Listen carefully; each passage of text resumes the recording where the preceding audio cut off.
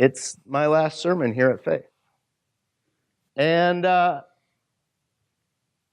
deciding what to preach about as kind of your last thing is really, really difficult. Like, I didn't know what to do. I didn't know what to preach on. For a little bit, like Mark right now is preaching about praying for your leaders and stuff like that. And I was like, I could do that, but that's kind of weird, right? And so I helped him write that, and I was kind of sitting in there, and I was like, well, what do I care about? And I care about how God views you. I care about how God sees you. And I want you to know how God sees you. Because I think sometimes we become so self-absorbed with turning in on each other that we believe that God doesn't even love us. And I want to show you that it matters how God sees you. And at the end of the day, He always looks down and He goes, it's good. It's good. So my favorite way to show off is to quote the first sentence of the Bible in Hebrew. Bereshit bara Elohim ba'et shemayim v'haaretz. I showed that to Brendan the other day in the Hebrew Bible. I can't actually read it. I just know it. No, I'm kidding. I'm kidding. Like that's I just know it well. Like that's all that. But in the beginning, God created the heavens and the earth. And I got this little thing here, and we get caught up so much in this story here because we want these stories in the Bible, especially the creation narrative. And some people may disagree with me here. That's fine. It's fine if you're wrong. But you may disagree with me on some of this. But a lot of times we love to make parts of the Bible which we deem important to be like an encyclopedia reading. And as I've gotten older, and I know I'm not all that old, and my views may change on this, but this view has just gotten stronger and stronger and stronger, is that I see that the Bible is often saying things much more strongly in a poetic tongue or in a song. And that's why I wanted to start with the creation story. Because it says that in the beginning, remember, the first thing was light. Now remember in the beginning of John, it said that in Him was light, the light of all mankind. Jesus, in the beginning was light. And it was created on that. And it was like separation between light and darkness. And that was the end of the day. And then what did God say at the end of the day? It was good, right? It was good. Now here's what's awesome. 6 days of creation plus a seventh, which is in actually chapter 2. This thing is falling off. It wouldn't be a sermon if I wasn't messing with my earpiece. There's 6 days. So the top row is 1, 2, 3, and the bottom row is 4, 5, and 6. Okay, and the seventh day is God's day of rest, and so He creates light. Now here's the cool thing: is a lot of people make a big deal out of like, oh, this is 7 literal days or 6 literal days, and that's fine if that's the way it happened. God is powerful enough to make that happen. Like, sure, whatever. I just don't think that's what Genesis 1's about. I think Genesis 1 is a poem. It's a poem about how God views the world and how God views you. So you look at that. So you have 1, 2, 3. And poetry and songs will have a meter, like A, B, B, A. Remember that from college or school or something like that? Well, they're doing it here too. It's A, B, C, A, B, C. So day 1 is connected to day 4. Day 2 is connected to day 5, and subsequently going along. So you have first day, it said, let there be light. Second day was the separation of the waters, the waters below and the waters above. The waters above became known as the heavens, and the waters below became known as the sea. And then day 3, dry ground was pulled up out of the waters, and plants began to grow, and shrubs grew all over it. Day 4 was the stars of the skies and the moon, and all those earthly bodies were created. Day 5 was the fish of the sea and the birds of the air. And then day 6 was all the things that creep and all the things that move around. Do you see a pattern yet? It's a song, because day 1, it says, let there be light. And then day 4, it says, all the sun, moon, stars. It's categorically the same. You see that? The sun, moon. And then it says the separations between the waters, the ones above became sky, the heavens, and then there was one below. And then you have the creation of the fish of the sea and the birds of the air. And then you have the dry ground being pulled out, and you have all the things that creep, all the things that slither, all the things that move around. And man, who was formed in the likeness of God, was created. And in this poem, in this song, there's a refrain that says, at the end of the day, God looked at what he created, and it was good. Because it matters how God looks at you. It matters how God sees you. To our own psyche, because sometimes we think that no one could love us, not even God.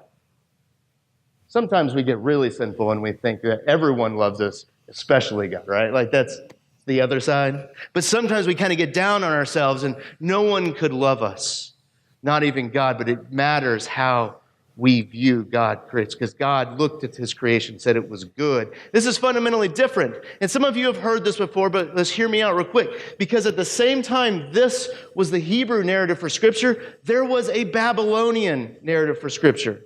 And it had these two gods named Marduk and Tiamat.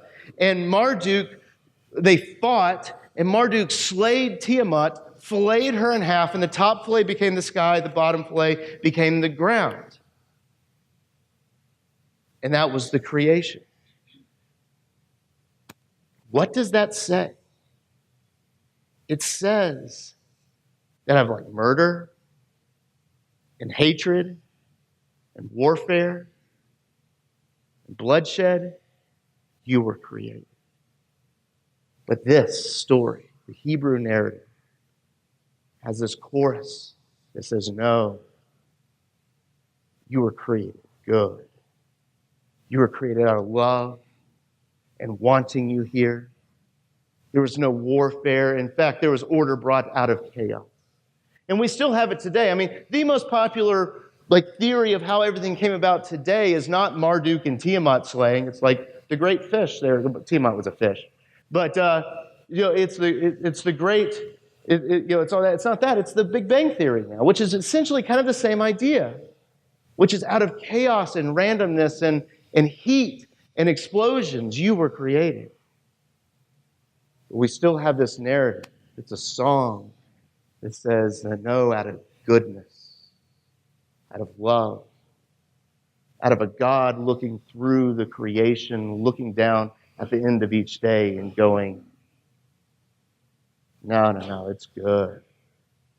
It's good because it matters how God sees you. Because even when Adam and Eve sinned, and it was like that original curling in, that original sin, they came in through Adam and Eve, that original curling in where they saw that the tree of life was good for food, and they're like, it was good for food, and it was good for knowledge that they could be like God, they could be God, knowing good and evil. They curled in on themselves, and they ate of the tree. That what we see is that God is still not just throwing away his creation. He still loves his creation.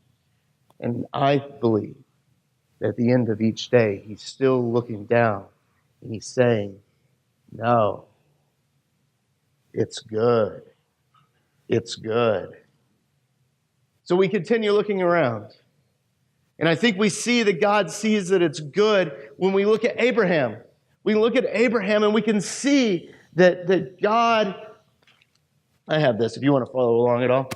We have Abraham, then we can see that God even loves and says is good, the guy who will not listen to Abraham, God's promises. I mean, God promised Abraham, he said, hey, you're going to be this great father, this huge nation. And Abraham's, that's awesome. And then, year 1 clicks by, year 2, 5, 6, 8, 10, 12. I think we get a little antsy too. It's like, I haven't seen results this fiscal quarter yet, right? Like, I haven't seen, my stock options have not gone up yet, and yet Abraham is waiting decades for this promise of God to be fulfilled. And he eventually is like, I got to make this happen on my own. I got to make God's promise happen. And he sleeps with his servant.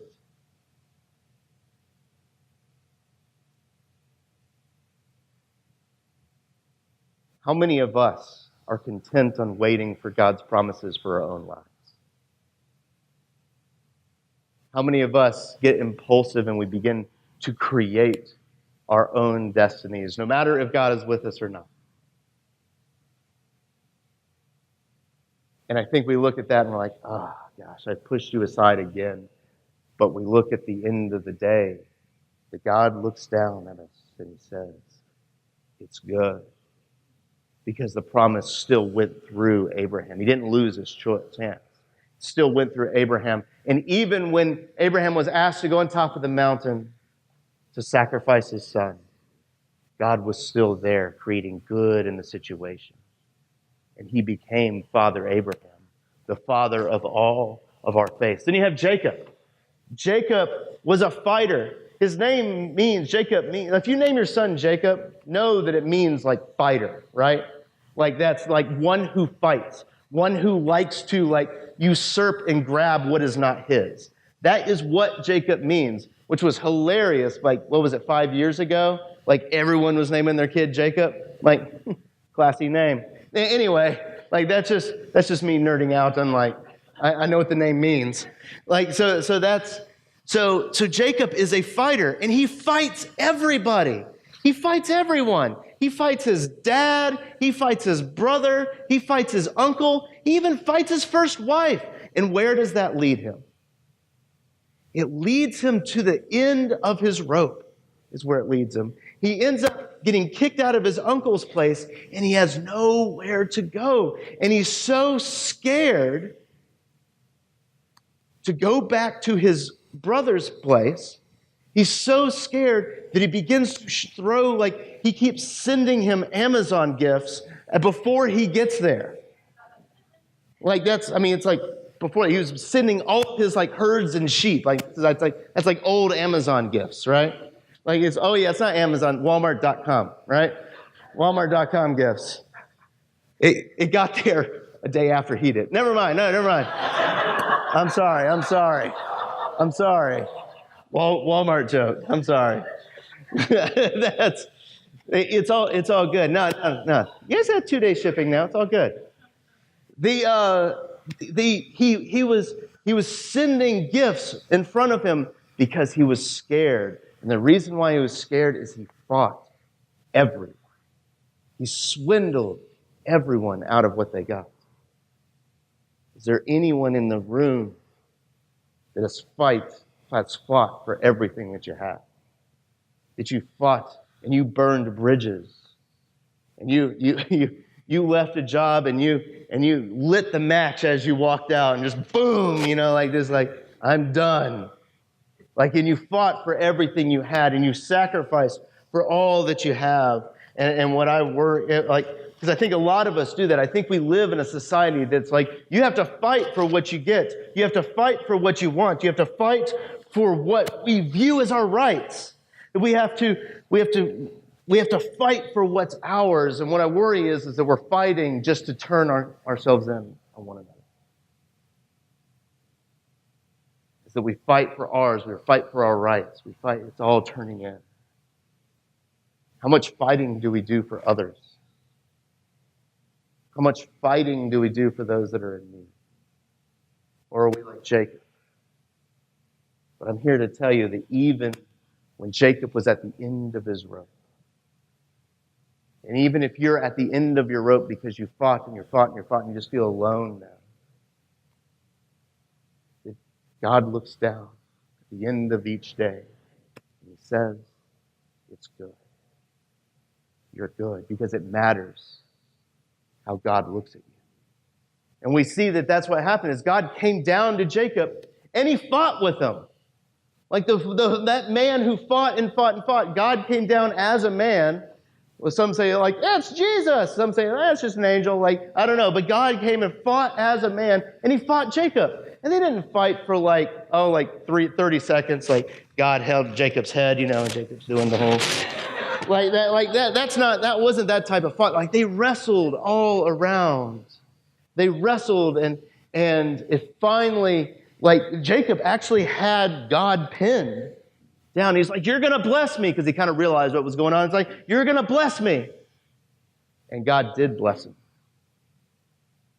God blessed him by touching his hip, which wrenched it out of place. And Jacob walked with a limp the rest of his life. Jacob walked with a limp the rest of his life, and he changed his name to Israel, which you guys remember what Israel means? Wrestles with God. Imagine that being your national identity. The nation that wrestles with God. Imagine if that. Because in this country, we view Christianity as like, if you wrestle with God, He's going to smite you and take you to the bad place, right? Their national identity is one of wrestling with God. And God came down and He showed the fighter that he finally met his match. That he finally met his match. So are you a fighter?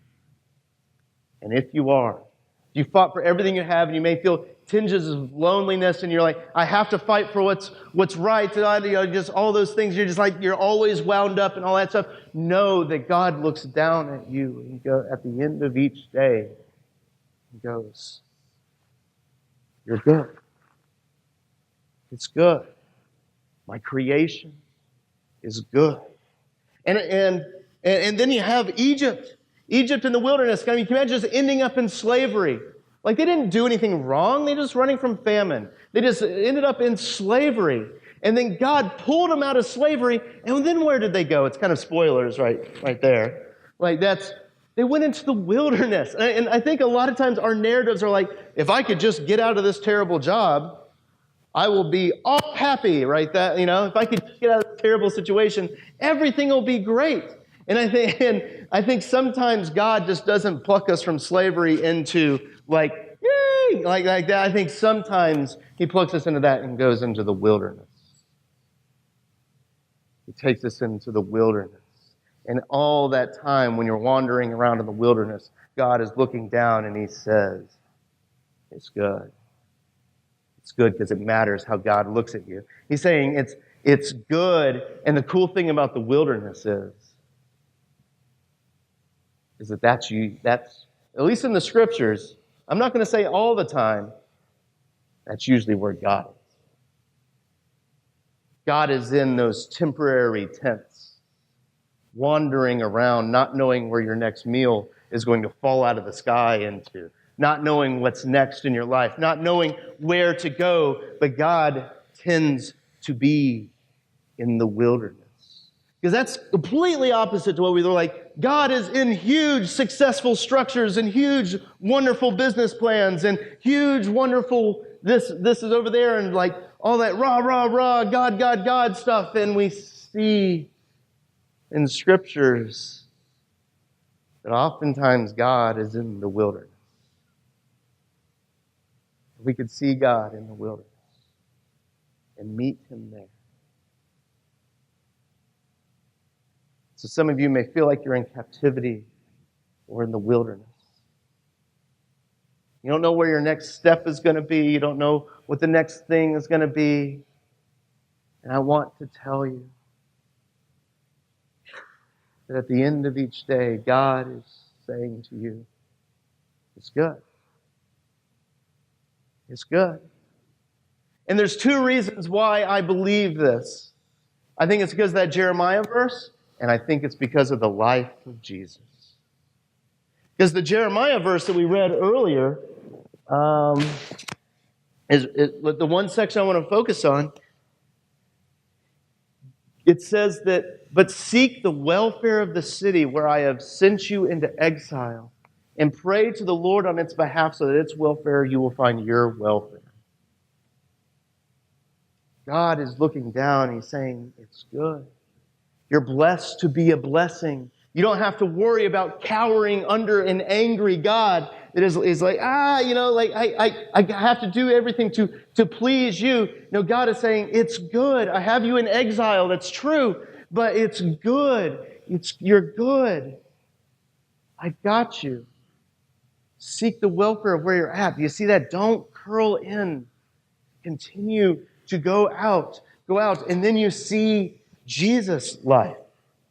You see Jesus' life, and you see the way He lived. We talked about John 1. I actually have John 1 right here. That it says, in the beginning was the Word, and the Word was with God, and the Word was God. He was God in the beginning. He was in the beginning with God.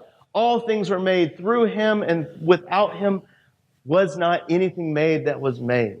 In Him was life, and the life was the light of men. The light shines in the darkness, and the darkness has not overcome it. And think about, I love this verse, and I've been talking to a couple people lately about this idea of darkness. And there's something about this idea that we believe that we're able to do, I think. As I think we believe that we are able to create darkness. Have you ever thought about that before? Like, we as a people oftentimes believe that we are able to create darkness. That it's like, ooh, that person's being bad over there. It's getting real dark. It's like they're not creating darkness. Sure, there may be some mitigation of some light, but they're not creating darkness. Because here's what happens. If we turn off every light in here and actually block the windows and get it real dark in here, and then someone went to all the way to the other end of the source down there, and that's actually pretty close, and lit a lighter. Or we take this candle and we show it all the way over there. Or if it was the dead of night, no moon out, darkness everywhere, we take that candle and we go over to the neighbor's property over there. We'd be able to see it. It's because in every situation, light overcomes the darkness. In every situation, light overcomes the darkness. And God is always looking down at the end of every day saying, it is good. And I know that because Jesus did this. In John chapter 2, the very first story about Jesus doing anything in the Gospel of John is Him turning water into wine. Like, that's a weird story, right? Because He's getting people drunker at a party. Like, it's not like, drink responsibly. Like, no. It's like a modern day tale of that. It's like Jesus brought more Bud Light. Like, that's kind of that normal tale of that, right? Like, he brought more there, even though that's basically water. That's like turning water into water. That's kind of what's going on there. But he turned water into wine, and it wasn't just like mediocre wine. It was like the best wine. So Jesus is here, and He's throwing huge parties. Like we talked about this when we talked about the lost son and the lost coin and the lost sheep. He's always throwing these huge parties. And we always have this prudish nature about God. It's like, oh, God's always like, we must be praying, type of thing. No, He's turning water into wine as the very first thing. This isn't like the third thing or the fourth. Like, it's right up at the beginning. It's an odd thing. It's cool. And then He meets this woman at a well. He meets this woman at a well who had 5 husbands during her course of her life.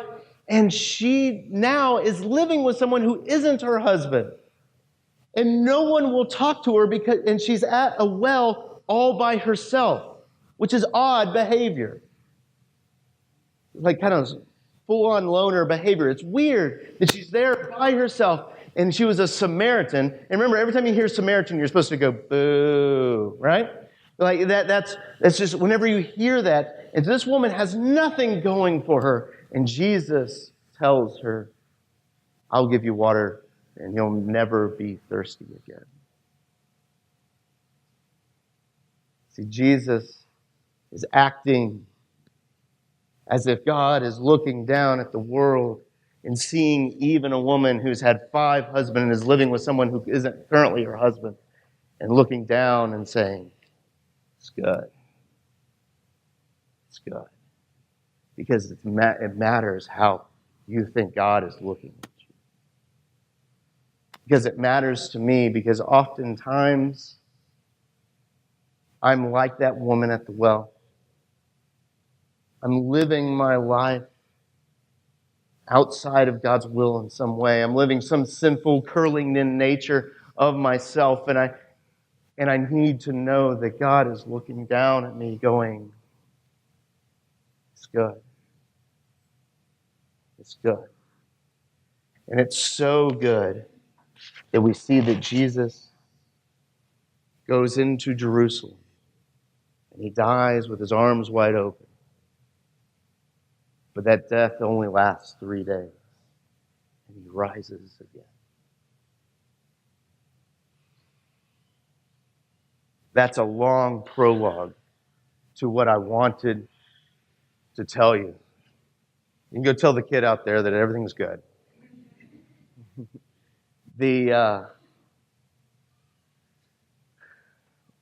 What I really wanted to say is that there's something deep inside of us, and I feel it when I talk to people about the faith, that they think that it's like, oh, I haven't obeyed this promise of God, or I fight way too much, or like I just feel like I'm lost in the midst of all of this. I just feel like I can't do anything or go anywhere. Like I just feel like God's wrath is upon me. And I think sometimes we view Jesus as this appeasing of God's wrath. Like God is just ready to hurl lightning bolts at us. And Jesus steps in front, like, no, don't do it.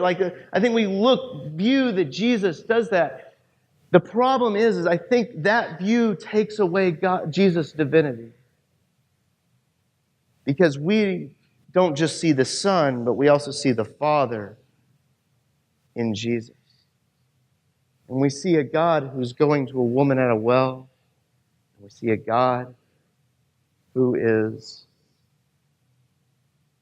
throwing parties, healing the blind, making the lame leap, doing all those things. I think Jesus died and rose again. Jesus didn't come and do that to change God's mind about us, because that's God on the cross. Jesus came and died to change our minds about God and what God is willing to do to make sure that we never leave His side. So this is what I wanted to tell you, is that no matter what you do in your life, no matter how much you mess up, how much you hurt someone, how much you go away from God, He's always right beside you. He's always right there, and He's doing everything He can to keep you in His will and His love, and He wants you to know that so very dearly.